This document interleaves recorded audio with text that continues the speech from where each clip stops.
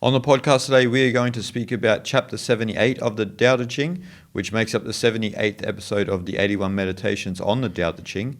And as usual, Guyang will read Jia Fu Feng and Jane English's translation, and I will read Derek Lin's translation. Under heaven, nothing is more soft and yielding than water. Yet for attacking the solid and strong, nothing is better. It has no equal. The weak can overcome the strong, the supple can overcome the stiff. Under heaven everyone knows this, yet no one puts into practice. Therefore the wise say, if you take on the humiliation of the people, you are fit to rule them. If you take upon yourself the country's disasters, you deserve to be ruler of the universe. The truth often sounds paradoxical. Nothing in the world is softer or weaker than water. Yet nothing is better at overcoming the hard and strong. This is because nothing can replace it. That the weak overcomes the strong and the soft overcomes the hard, everybody in the world knows, but cannot put it into practice. Therefore sages say, the one who accepts the humiliation of the state is called its master. The one who accepts the misfortune of the state becomes king of the world. The truth seems like the opposite. So in this chapter, Lao Tzu is talking about the paradoxical power of water, the truth in that. And he has discussed this a lot throughout the Tao Te Ching. But he also says in this chapter that it's hard for a lot of people to also put it into practice, even though we can understand it on an intellectual level. Yeah, definitely. We know that how difficult when it comes to taking the teachings into action, right? Especially when it comes to like a leadership role, for example, like in this chapter, what Lao Tzu is talking about, to take on humiliation of people, then you are ready to rule them. And if you are able to take on the misfortune of a nation or disaster of a country, then you are ready to be the leader of a nation, which no one wants to do that, really. Like, we don't want to take anyone's humiliation or the misfortune of a larger scale, right? But again, if you are able to do that, have some sort of vulnerability to be able to accept this as a kind of, take it as a responsibility as following the philosophy of Lao Tzu, then yes, you are following the, strength of water. And yes, which is a not hard thing, not easy thing to do. And that speaks to a person's character too, like you were saying with the leader, even us on an individual level, right? Like water can be related to character as well, because in the depth of our character, we can contain adversities and difficulties without being disturbed by them. If you are a strong person who operates from that psychology. And in traditional Chinese medicine, the Wu Xing and the 5 phases, maybe someone who has more of a water-dominant element can abide by that a little bit more than someone who's wood, for example, who is strong and, where as opposed to someone who's water, who's more lucid, more philosophically oriented, they can kind of move with the changing course of time, which I think we all find difficult, no matter whether, even if you are water dominant from that traditional Chinese perspective. But it's difficult for a lot of people to put it into practice because, as you said, of that idea that you can lower yourself, you can be humiliated to keep a certain situation in harmony rather than meeting it with force. Like you can take the low road and say, you know what, I'll let this guy have this victory this time and he'll pat himself on the back, and that's going to sting the ego, yes, right? But it's going to allow for harmony to move forward. There's obviously levels to this, but in general, what we're saying is like, in typical conversations, there might be this game of one-upsmanship, this subtlety that's going on in people's conversations, that sometimes you can just take the low road. It's still going to hurt, but it's harmless, right? If we're talking about something more grand where you're in a life or death situation, then obviously you're going to have to do what is best to get out of that situation. Sitting around contemplating whether you should be soft or weak in that moment is completely unnecessary. But I think that's what Lao Tzu is talking about. Just in the general life, it's so hard for people to practice because to take that low road, we really feel like we're kind of killing ourselves a little bit because we're accepting someone as being better than us or so forth and so on, right? Like as if we're letting someone get a little victory over us and we're lesser than them And so, particularly in the West, we're raised in a culture where it's competitive, and so you must always have the upper hand, right? So us running this podcast, me running the YouTube channel, there's a lot of competitive comments, right? Spiritual people are actually more competitive than just normal people because everyone wants to sound profound, more profound than the other person. And there's this subtle game of one-upsmanship. It's pretty embarrassing sometimes to read the comments when you read those types of people. And they're really people who aren't really invested in the teachings anyway. It's more about lip service, wanting to sound more profound than someone else. Whereas like sincere spiritual aspirants will take this knowledge on board, and they will go through that process, which is transformative, right, of kind of killing the ego day by day until, not that there's nothing left, but until it doesn't have a strong influence over you. Yes. It's definitely not an easy thing to do.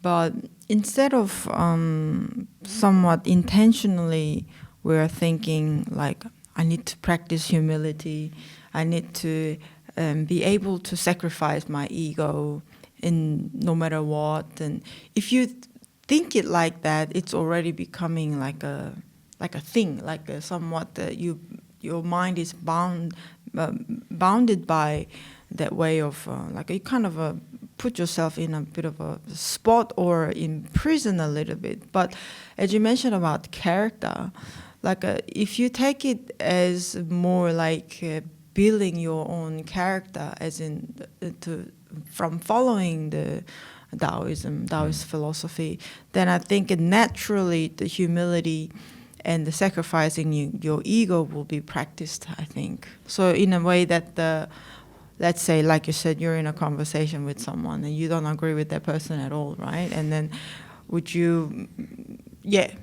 often sometimes people want to, really like make sure the other person gets it, where you stand, for example. Or you don't meet with the conflict or brute force, but to listen to that person and being more, soft with the situation and approach.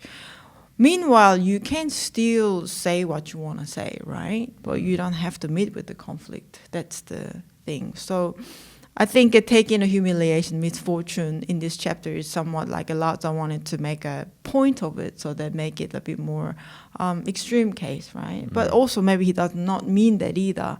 But ultimately, we need to be able to take on someone's humiliation but feel nothing from it, right? Like doesn't feel like stabbing your ego or whatnot, because you understand why it's important you being that way, right? What it's important for you to have that character, and somewhat we know that you are kind of transforming your character that changes other people in different way, in very subtle way, right? So it's more like transforming your character, and from doing so you are changing your immediate reality and immediate people around you in a completely different way, a lot more subtle way, so that you might not notice it, but it does have a more echo and resonance than just I need to be humble, I need to sacrifice my ego, instead of thinking like this. Yeah, you should never think like that. Again, you're making it an object of knowledge, right? Yeah. And unfortunately, we live in a world that we've become so unnatural that people do talk about those things in that way. And unfortunately, a lot of like New Age spirituality becomes like that. I need to be humble. I need to kill my ego and this and that. Everything's like an object or like something that has to be done. Whereas like if we look at it from like particularly the Taoist or even the Mencian mentality, where Mencius would say that, humility is one of our moral virtues, right? Our natural moral virtues. We actually naturally have it. That's why when we slip into that naturally, it feels very comfortable and things sort of run their course. It's not a contrived humility though he's talking about. And so we live in an age of contrived humility, contrived compassion, contrived ego death, or whatever, you name it. And so it's all contrived, where Mencius was saying, and Lao Tzu and Zhuangzi would agree, that we don't want to make it an object of knowledge. We need to slip back into those moral virtues that we naturally have, but that means we have to become natural again. So we have to change our sort of way of that we've been trained. So like it's the socialization that's trained us to be unnatural, right? So this chapter is pointing us to sort of a mode and an attitude that we should abide by, like by following the soft. But again, you don't want to make that an object of knowledge too, right? But it has to sing to your heart. If it sings to your heart, then you'll start to sort of make those natural steps anyway, right? Like you'll be more aware in certain moments, you'll listen more, you'll empathize with people more, so forth and so on, right? As you know, because you're the closest person to me, obviously, like me doing this for almost 2 decades now, teaching Eastern philosophy and spirituality, I've had to listen and deal with all sorts of people from all walks of life. When I first started at the beginning, it was, you know, a lot difficult. And then now it's not so much, because it's just an ability to listen to people and see where they're coming from and understand even that I was in a place like that once upon a time too, right? So you become more reflective and more contemplative as you sort of as you go down that path, as opposed to meeting people with brute force. Oh, I just don't like that person. I don't like their attitude. Their energy is off. And, you know, this again is a bit of a protection mode as well, right? Obviously within reason, right? If someone's completely toxic and are taking advantage of you, okay, walk the other way. But a lot of times we just don't like the cut of someone's jib, right? Like we just don't like the cut of their jib, so we just want to keep our distance from them. We don't like their energy or the way they talk, maybe their laugh. You know, we pick up all of these subtle things that we don't like on a subjective level, which is basically, in some sense, a character flaw in us, right? I mean, the way someone laughs, who cares? Like, I mean, you know, we all sound a little strange when we laugh, right? Which is funny in and of itself. So, but that becomes an obstacle for us to understand this type of practice. Not even a practice, right? Like, I mean, it's translated by Derek and Jia Fu Feng as practice in this chapter, but it's more of a natural mode of function that we have within us that we've fallen out of accord with because we want to force our way on someone. We can't have that humility because humility is equated to humiliation and so forth and so on. But taking the low path is the powerful way. You know, I've said millions of times on the podcast before, water is paradoxically the most powerful force in nature. Seeks the lowest places, but can destroy anything, can destroy fire, right? So what element can do that? And so that's the innate power we have. But we've been trained by society and culture that we need to be dog-headed, we need to get ahead of someone, we need to stand on the shoulder of giants, we need to trample over those beneath us, and it's not a healthy way to live. And we know that as we go through the decades of our lives. And a lot of people get to like their 60s when they start to understand this knowledge, right? Unfortunately, it takes a long time for some people, but then they still pivot, which is, you know, that's the blessing, right? They pivot and they move towards this way, this Tao, which is the truth, right? And it sings to us. But again, you don't want to make it an object of knowledge. Back to your original point, right? So, yeah, I think it's somewhat, again, we talked about this in the past about the intuitive intelligence, right? That you need to kind of cultivate somehow to follow Taoism. But I think somewhat it feels like might get a bit easier for some people as we get older, I think. Yeah, that's right. Because from our own experience, we all learn how like a disadvantageous for us to be like very contrived, striving very hard, and pushing something so much for it to happen. And we've all experienced that often, you know, lead to failure, great failure sometimes, and just doesn't work out, right? So it comes with experience and age somewhat to learn to, sometimes you need to let go of certain things, and you need to, you know, that's how it is. That's how life works really sometimes, so that we learn to be at ease, right? Just naturally from living life.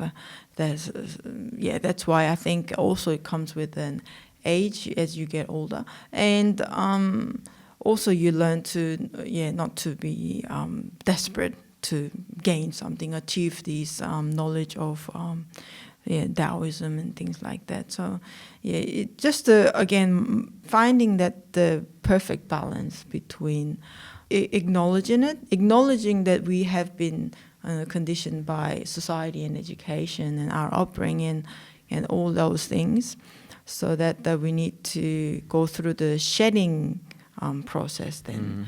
And the shedding process, it requires a definitely good amount of knowledge, philosophical knowledge, experiential knowledge, and also being able to be at ease in your just normal life. So that means not thinking too much about things in general.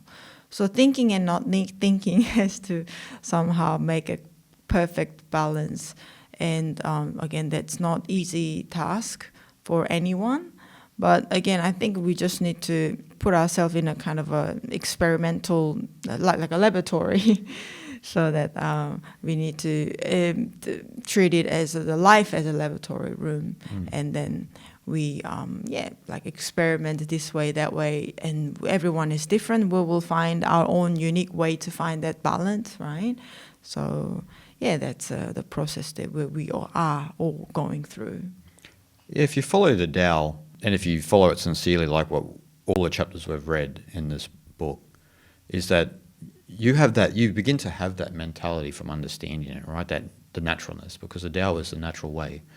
And so you're operating from sort of a softer place. You understand that sort of water analogy. Your mode of operation is Wu Wei, so you follow the path of non-interference.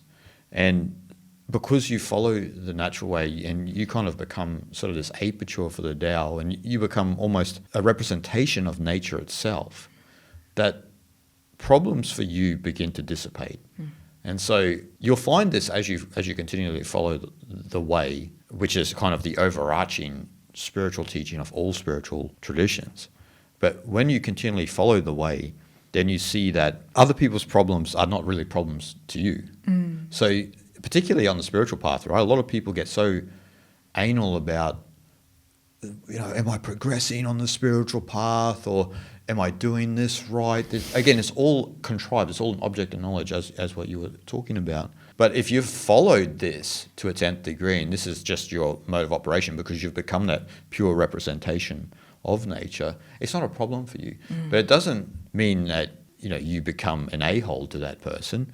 You can listen more intently because you've probably been in that situation before, right? And so you can listen to them, but also not be affected by whatever their problem is. But you can also contribute maybe some type of wisdom for them, or this and that might be gold for them to move forward. And so I think that's what happens to a lot of people on the way, is that you get to a stage where you're completely at ease, as you said, with life, because you know yourself at a deep level too. So you know your so-called flaws. They're not really flaws, right, in air quotes. Your idiosyncrasies, these things that probably are negative somewhat to you because it does cause other people problems and this and that. And so you know that that's probably a negative part of yourself that needs to be worked on and this and that. But you've followed this path for a long time. You've been on this kind of journey of self-work. Because Taoism is a journey basically of self-work. It's a technology for deprogramming yourself from indoctrination, right? To bring you back to the way of nature with no ideology, nothing to inform it. You're just going back to the way of nature and following the way of nature as essential teaching, which is Wu Wei. And that's all you're doing, right? And so once you're in that place, all of these problems just fall away. And so you'll probably get to a stage where people will be maybe crying and whining to you about this and that, and you're just sort of indifferent because you're like, well, that's not really a problem for me. But, like I said, you don't want to be a-hole about it. You can contribute something to that and then maybe give that person a little nugget of wisdom which might help them on their own path going forward. Yeah, I think coming from the soft place, I think you can maybe sympathize with that person, right? And you become a better listener, obviously. So you can feel what that person is going through, and also, so you can sympathize that person's situation.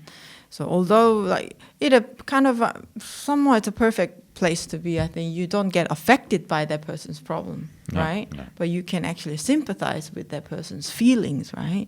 So that in that way we can offer some, help and some good wisdom, like you said. And then sometimes most people just want to be heard as well. So what we can do as the practitioner of Taoism is to be a better listener and come from that soft place where you sympathize with others and you share their feelings. And in that way, the other person or people around you feel more comfortable with the, let's say, struggles they go through, right? And like you said, you become somewhat representation of the way of nature, which is beautiful way to be, and that's very also liberating way to be for all of us if we can achieve that, right? So again, that'll come easy for people and not come easy for a lot of people actually. And I think the path is supposed to be difficult because everything, the transformation is coming from the uncomfortability, being comfortable with uncomfortable, and also being I don't like using overcoming, but like you are getting through that sort of somewhat anxious and nervous and situations and the periods of your life that makes you stronger, and that gives you its own unique wisdom and lesson for you from going through that period of life, so that how transformation can happen. So yes, it's important to follow these wisdom. That's right. And that is by following that formless water element, right? So like, as we understand the Tao Te Ching more, we understand this type of chapter, and the way to practice it is to be formless like water. So water is water, right? Its essence is water, but it can go into a bottle, it's a bottle. It can go into a cup, it's a cup. It can go into a lake, it's a lake.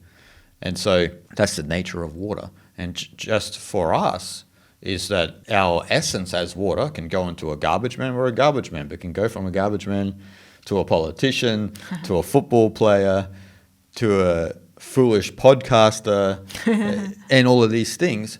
But the essence remains the same. Yes. You haven't bought into the idea that you're the garbage man or you're the bottle of water. It's the water that makes the bottle, right? That's the essence. We wouldn't have a bottle if it wasn't for water. Why would we go to the effort to make a bottle if it wasn't to contain water? That's right. And so that's who we truly are. We are that formless essence. And that's what this chapter is saying. Remain formless. Have that mind of water and just move with life, the circumstances, the situations that you encounter with that, and you will become certain aspects of that, but you can easily move away from that because your essence fundamentally is water. Yes. So guys, we hope you enjoyed, and we'll see you guys next time.